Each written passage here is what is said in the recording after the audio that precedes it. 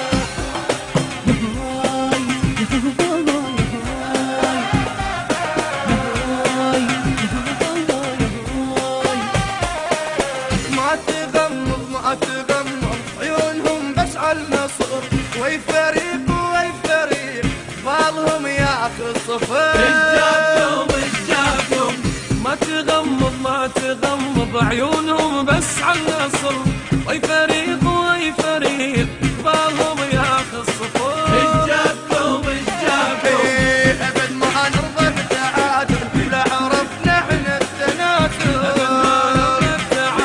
ولا عرفنا احنا التنازل. والله دول ابطال عمي يا من